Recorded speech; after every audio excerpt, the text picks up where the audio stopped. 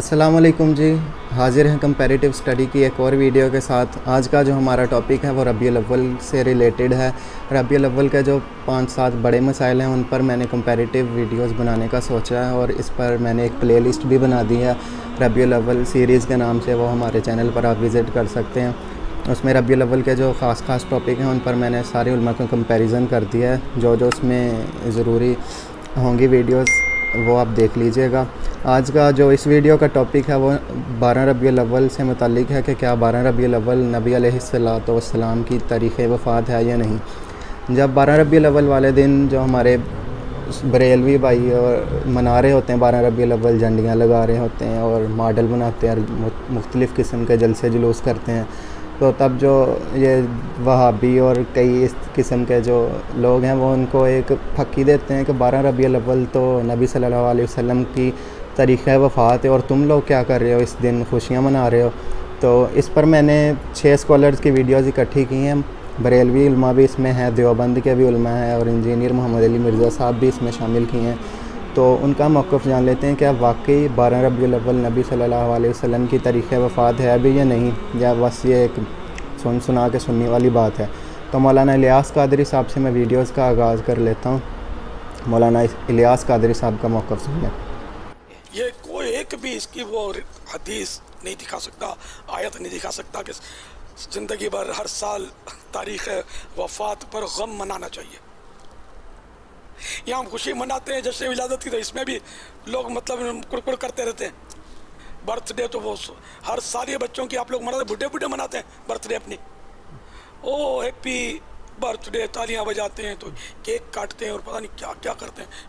ये सब क्या बुद्धू हैं, किसी को नहीं पता कि ये यौम वफ़ात मनाने का दिन है। खुशी मनानी नहीं चाहिए, गम मनाना चाहिए। और सदियों से उलमा मशाइख औलिया किराम बुजुर्गान दिन ये मनाते आ रहे हैं। आज किसी साहिल ने तवज्जो दिला दी हो यौम वफ़ात है, गम मनाना चाहिए। तो ऐसा कुछ नहीं, उनको हमसे ज़्यादा मसाइल पता थे हमारे बुजुर्गों को जो दुनिया से चले गए और आज इनके मज़ारों पर चरागा हो रहा है। अगर किसी एक ही दिन पैदाइश नबी भी हो और विसाल नबी भी, तो हमें इनाम के हुसूल पर खुशी मनाने की इजाज़त तो मिलती, लेकिन गम मनाने का हुक्म कहीं नज़र नहीं आता। सल्लल्लाहु तआला अलैहि वसल्लम, जुमुआ का दिन तुम्हारे लिए ईद है। अब आप गौर फरमाइए कि जुम्मा हालांकि यौम वफ़ात भी है सैयदना आदम अलैहिस्सलातु वस्सलाम का, लेकिन इसके बावजूद सरकार मदीना सल्लल्लाहु तआला अलैहि वसल्लम ने अल्लाह के हुक्म से इस दिन को हमारे लिए ईद का दिन करार दिया है। और यकीनन ईद के दिन खुशियाँ मनाई जाती हैं और इसके बरक्स गम मनाने के बारे में कोई हुक्म मौजूद नहीं। जी, तो मौलाना इलियास कादरी साहब का आपने मौक़िफ़ सुन लिया है। इनका कहना था कि जो एक तो इन्होंने ये बात मतलब कर दी है कि इन्होंने तरदीद नहीं की इस बात की कि यौम वफ़ात है या नहीं, मतलब वो इस बात को मानते हैं कि 12 रबीउल अव्वल ही नबी सल्लल्लाहु अलैहि वसल्लम का यौम वफ़ात है। और ऊपर से ये इस चीज़ की दलीलें पेश कर रहे हैं कि अगर किसी का यौम वफ़ात हो भी तो उस दिन मतलब गम मनाना कहीं पे शर्त नहीं है कि आप उस दिन खुशियाँ नहीं मना सकते, गम ही मनाएंगे। लेकिन इन्होंने जो मेन बात थी कि इन्होंने तरदीद नहीं की इस बात की कि यौम वफ़ात है या नहीं। इसके बाद मैंने मुफ्ती तारिक मसूद साहब की वीडियो इंक्लूड की है। मुफ्ती तारिक मसूद साहब का बयान सुन ले कि वो क्या कहते हैं इस हवाले से। 12 रबीउल अव्वल ना तो रसूलुल्लाह सल्लल्लाहु अलैहि वसल्लम की पैदाइश का दिन है और ना ही आपकी वफ़ात का दिन है। इस दिन का इस्लाम में कोई सिरे से सर पाँव है ही नहीं, समझ रहे हैं, कुछ भी नहीं है। ये मेरे हाथ में किताब है नुत्क़ुल हिलाल बिइर्क़ बिलादिल हबीबी वल विसाल। ये आला हज़रत इमाम अहमद रज़ा ख़ान बरेलवी इनकी किताब है। इस किताब के सफ़ा नंबर 4 पे किसी ने सवाल पूछा है कि आप सल्लल्लाहु अलैहि वसल्लम की विलादत का क्या महीना था। इसके जवाब में फरमाते हैं माह रबीउल अव्वल। सवाल नंबर 6 में है कौन सी तारीख़ थी, जवाब में लिखते हैं 8 रबीउल अव्वल। फिर अगला सवाल है कि विसाल शरीफ की तारीख़ क्या थी, जवाब 12 रबीउल अव्वल। यौम वफ़ात अहमद रज़ा ख़ान साहब लिखते हैं कि नबी अलैहिस्सलाम की 12 रबीउल अव्वल है। इमाम अहमद रज़ा बरेलवी साहब की तो तहकीक यही है कि 8 को पैदा हुए, 12 को इंतकाल हुआ। लेकिन हमारे शेख मुफ्ती रशीद अहमद साहब रहमतुल्लाह अलैह की राय ये थी कि आप अलैहिस्सलातु वस्सलाम की जो यौम विलादत है वो 8 या 9 रबीउल अव्वल दोनों में से एक है। यही अक्सर मुहद्दिसीन ने इसी को इख्तियार किया है, 8 तारीख या 9 रबीउल अव्वल दोनों में से एक है। ज्यादा हजरात इस तरफ गए हैं कि 8 रबीउल अव्वल को आप सल्लल्लाहु अलैहि वसल्लम की पैदाइश हुई। 9 का इम्कान भी है। जी, तो मुफ्ती तारिक मसूद साहब का क्लिप आपने सुन लिया। उन्होंने जो बरेलवियों के हैं बड़े वली अहमद रज़ा ख़ान बरेलवी साहब आला हज़रत जिन्हें कहते हैं, उनकी किताब का हवाला पेश कर दिया है कि उन्होंने ख़िताब में जो नबी सल्लल्लाहु अलैहि वसल्लम की तारीख़ वफ़ात है वो 12 रबीउल अव्वल लिखी है। शायद यही वजह है कि मौलाना इलियास कादरी साहब ने भी जो आपकी तारीख़ वफ़ात है वो 12 रबीउल अव्वल होने की तरदीद नहीं की। लेकिन जो आप आगे चल कर देखेंगे कि जो बरेलवियों के दूसरे कई उलमा हैं वो तो इस बात को नहीं मानते कि 12 रबीउल अव्वल तारीख़ वफ़ात है। इसके बाद मैंने अल्लामा कोकब नूरानी साहब का क्लिप इस्तेमाल किया, उनका ज़रा बयान सुन ले, वो क्या कहते हैं इस हवाले से। कुछ लोग कहते हैं 12 रबीउल अव्वल को हुजूर की वफात है, उस दिन जश्न मनाना कैसा? मेरा पहला जवाब ये एटम बम, बाकी जवाब भी देता हूँ। पहला जवाब ही ऐसा, सारी उम्र सोचते रहे वफात का गम या जश्न वो मनाएं जिनके मर गए, मेरा नबी जिंदा। 12 तारीख वफात की नहीं है, नहीं है, नहीं। किताबों के नाम चाहिए, मैं हवाले दे देता हूँ, तो चलो मुफ्त दे देता हूँ, लिख लो। जनाब अशरफ अली थानवी ने 3 किताबों में लिखा है कि 12 तारीख वफात की नहीं है। पहली किताब का नाम नशरुद्दी, आज कंपनी ने छापी है, मिल जाएगी। दूसरी किताब का नाम फतावा इमदादिया, उसको फतावा अशरफिया भी कहते हैं। उसमें तीसरी किताब हिफाज़ात यौमिया। तीनों में दावे से लिखा है कि लोगों में गलत मशहूर हो गया है 12 तारीख वफात की। दलील क्या देते हैं? हुजूर सल्लल्लाहु अलैहि वसल्लम ने जो आखिरी हज किया वो जुम्मे के दिन था और हुजूर की वफात हुई है पीर के दिन।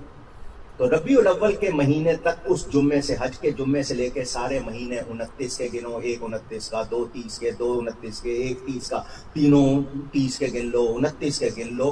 किसी तरह पीर के दिन 12 तारीख आती है आपके। तो जुम्मा का दिन हजरत आदम की विलादत का भी दिन, जुम्मा का दिन उनकी वफात का भी दिन। अब मैं पूछूंगा कि हर जुम्मे को जो ईद मनाते हो वफात आदम की खुशी में या विलादत आदम की खुशी में? जी, तो अल्लामा कोकब नूरानी साहब का क्लिप आपने सुन लिया है। ये बरेलवी हजरात तो आपस में मुत्तफिक नहीं हैं। जो मौलाना इलियास कादरी साहब हैं और आला हज़रत हैं, इनके वो तो कहते हैं कि 12 रबीउल अव्वल ही तारीख़ वफ़ात है। लेकिन जो कोकब नूरानी साहब हैं, इन्होंने कहा है कि 12 रबीउल अव्वल नबी सल्लल्लाहु अलैहि वसल्लम की तारीख़ वफ़ात है ही नहीं।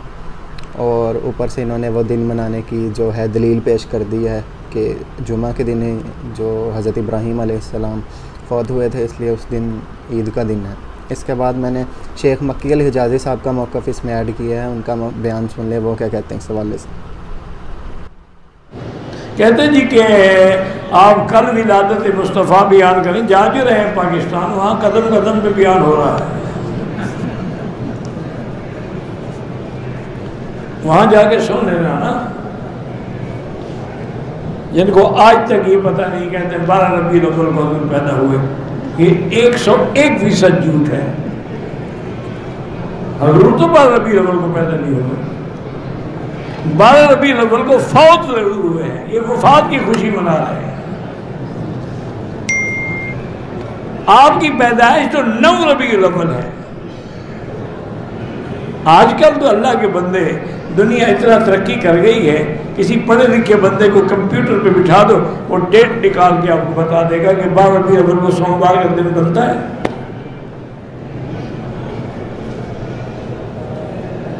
बस एक ख्याल है, दीन थोड़ा है।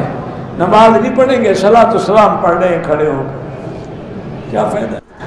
12 रबीउल अव्वल को हजूर की वफात हुई है, वफात में खुशियां मना रहे हैं, लेकिन जिद है, उसका क्या इलाज है? जी, तो शेख मक्की अल हिजाज़ी साहब का भी मौक़िफ़ इसमें आ गया। उनका कहना था कि जो 12 रबीउल अव्वल है वो नबी अलैहिस्सलातु वस्सलाम की तारीख़ वफ़ात है और ये लोग जो हैं बरेलवी हज़रात वगैरह ये वफ़ात की खुशियाँ मना रहे हैं।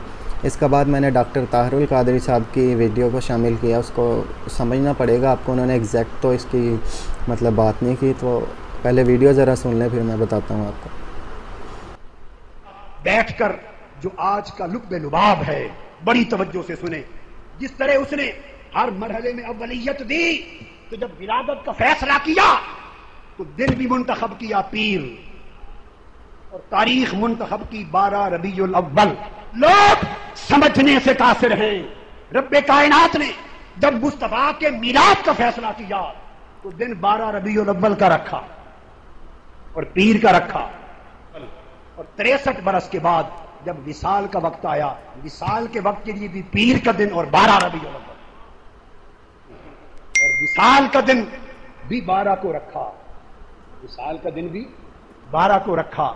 और वो इसलिए उस विसाल के दिन का गम नहीं कि हुजूर ने फरमाया हयाती व ममाती खैरुल लकुम, मौत औरों के लिए होती है, मैं विसाल के बाद भी जिंदा हूँ। जी, तो डॉक्टर ताहिरुल कादरी साहब का आपने बयान सुन लिया।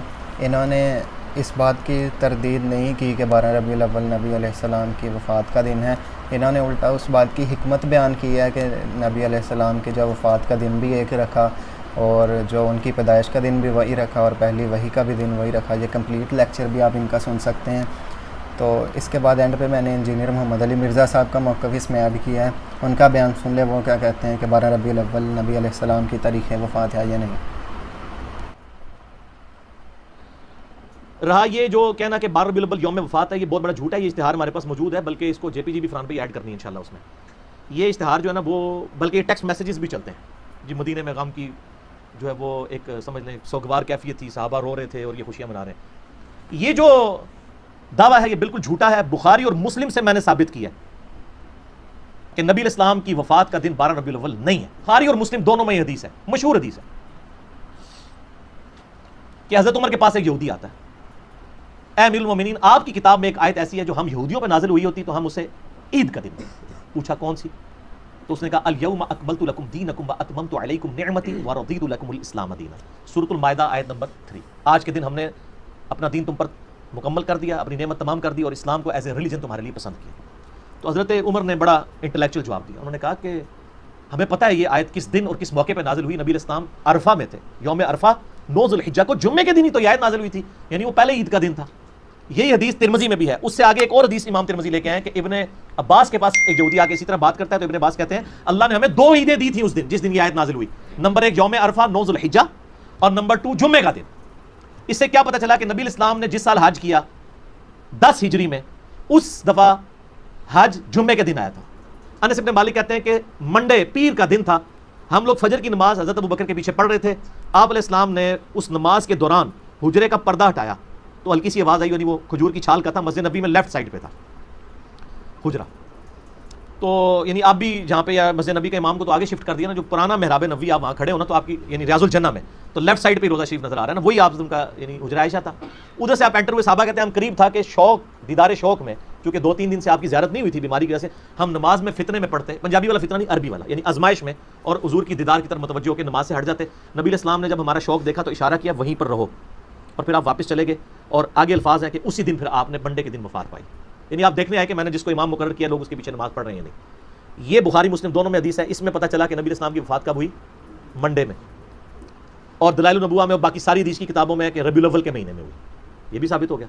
वहाँ से आपको ज़ुल्हिज्जा का महीना 10 हिजरी में जुमे का दिन भी पता चल गया। यहाँ से आपको पीर का दिन पता चला, लेकिन तारीख नहीं पता चली, महीना पता चल गया। अब इसके दौरान क्या है, 4 पॉसिबिलिटीज़ बनेगी, क्योंकि 3 महीने आ रहे हैं। ज़ुल्हिज्जा, उसके बाद क्या आता है मुहर्रम, फिर रबीउल अव्वल, 11 हिजरी में आपकी वफात होगी। इन 3 महीनों को आप तीनों को 30 का रख के देख लें, हालांकि 3 इकट्ठे 30 के नहीं होते, तीनों को 29 का रख के देख लें। 2 29 1 30, 2 30 1 29, 4 ही कॉम्बिनेशन बनते हैं। चारों कॉम्बिनेशन में पीर का दिन 12 रबीउल अव्वल को आता ही नहीं है। गिने ना, यानी 9 ज़ुल्हिज्जा को हुआ जुम्मा, 10 को क्या हुआ हफ्ता, 11 ज़ुल्हिज्जा इतवार, इस तरह गिनते जाएं गिनते जाएं। ज़ुल्हिज्जा को आप 29 का रख लें, अगले भी 2 29 के रख लें। ज़ुल्हिज्जा को 29, अगले 2 30, तीनों को 30, 2 29 1 30, 2 30 1 29, चारों पॉसिबिलिटीज बनाएं। आप जब रबीउल अव्वल में पहुंचेंगे ना, तो रबीउल अव्वल में कोई भी बंडे 12 रबीउल अव्वल को नहीं आ। जी, तो इंजीनियर मोहम्मद अली मिर्ज़ा साहब का भी आपने बयान सुन लिया। उनका कहना था कि जो नबी अलैहिस्सलाम की जो तारीख़ वफ़ात है वो 12 रबीउल अव्वल किसी तरीके से भी नहीं बनती। जो अली भाई का जो बयान है, इस पर भी अबू याह्या नूरपुरी साहब का भी एक क्लिप है। वो कहते हैं कि मक्का और मदीना की रोयत में फ़र्क है, मतलब चाँद निकलने की जो डेट है वहाँ पर 1 दिन का फ़र्क है, और इसलिए जो तारीख़ वफ़ात है वो 12 रबीउल अव्वल ही बनती है। वो ज़रा लेंथी लेक्चर था, 1 घंटे का। अगर आप वो सुनना चाहते हैं तो वो भी सुन सकते हैं, ताकि मसला क्लियर हो जाए। कंपैरेटिव स्टडी में यही होता है कि आप किसी की अंधी तकलीद ना करें। तो वो लेक्चर भी आप सुन लें, अगर आपकी समझ में आता है तो वो वाला आप अडॉप्ट कर लें मौक़िफ़। तो ये वीडियो यहीं ख़त्म करते हैं। और आइंदा वीडियोस देखने के लिए सब्सक्राइब ज़रूर कर दें।